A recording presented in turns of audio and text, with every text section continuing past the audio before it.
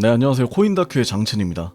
최근 영상으로 빗썸 사고와 비트코인 플래티넘 사건에 대해 설명드렸는데요. 오늘은 그만큼 이슈가 되지는 않았지만 대한민국 공공기관에서 일어난 암호화폐 사건을 소개시켜드릴까 합니다.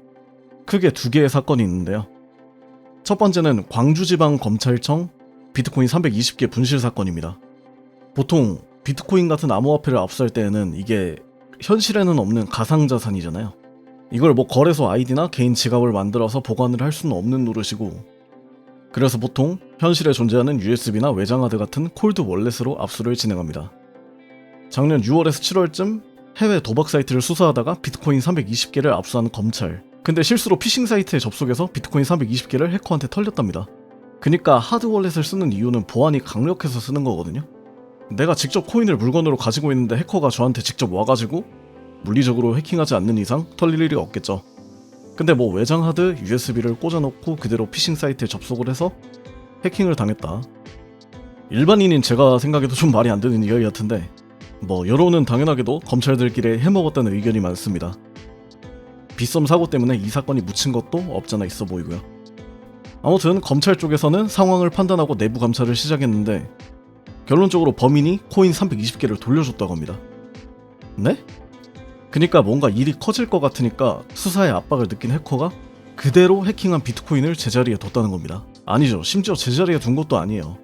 하드월렛에 있는 비트코인 320개를 가져갔다가 설날에 검찰 지갑 주소로 320개를 다시 보냈대요. 해킹범이 해킹했을 때 작년 6, 7월에 비트코인 가격이 하나로 1억 4천에서 1억 6천입니다. 반면 설날에 비트코인은 1억 아래로 떨어졌죠. 만약 그때 팔고 지금 320개를 다시 사서 돌려놓았다고 치면 보수적으로 개당 4천만원으로 생각해도 128억의 이익이 생깁니다. 아무튼 비트코인 320개 제자리에 돌려놨으니까 좋았어가 아니라 이 사건에 대해서는 확실하게 어떻게든 범인을 잡았으면 합니다. 이게 범죄를 저지른 사람이 반년 뒤에 원상 복구를 시켜 놓는다고 해도 그게 범죄가 아니진 않잖아요. 자, 그리고 두 번째 사건은 강남경찰서 비트코인 22개 탈취 사건입니다. 2021년 한 가상자산 업체가 해킹을 당했는데, 당시 강남경찰서는 특정 계정에서 거액의 알트코인이 대량으로 매도된 후 비트코인으로 전환돼 해외 거래소로 옮기려던 걸 일부 차단하고 비트코인 22개가 계정에 남았습니다. 계정 주인은 이건 내 비트코인이 아니다, 명의도용으로 누가 만든 것 같다라며 소유권을 포기했는데, 이걸 경찰 소유의 콜드 월렛으로 보관을 해야 하는데 아까 말씀드렸던 해킹당한 가상자산 업체 소유의 콜드 월렛에 보관한 겁니다. 이게 콜드 월렛이 보안으로서는 정말 좋지만 이게 물리적으로 분실할 수도 있는 물건이잖아요. 실제로 비트코인 7,500개가 들어있는 하드디스크를 버린 남자도 있고요.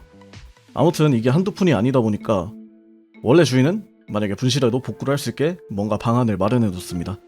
1년 뒤인 2022년 5월 가상자산 업체 관계자가 해커를 고용하고 자기들의 콜드 월렛에서 비트코인 22개를 빼간 겁니다. 그리고 2026년이 된 지금 아까 말씀드렸던 광주지검 사건 때문에 내부 감찰이 있었고 4년 만에 콜드 월렛을 확인해보니까 비트코인 22개가 없어졌네? 4년 만에 이제서야 확인한 겁니다. 이 사건이 일어나기 전부터 지침이 있었는데 결국 경찰은 지키지 않았고 관리 소홀로 결국 이런 사건이 발생했네요. 아무튼 경기 북부청은 정보통신망법 위반으로 40대 남성 2명을 검거했다고 밝혔고 업체 관계자들의 행적을 살펴보고 있는 중이라고 합니다. 네, 오늘 영상은 여기까지입니다. 재밌게 보셨나요? 재미있으셨다면 구독과 좋아요 부탁드리면서 오늘 영상 마무리하도록 하겠습니다. 시청해주셔서 감사합니다.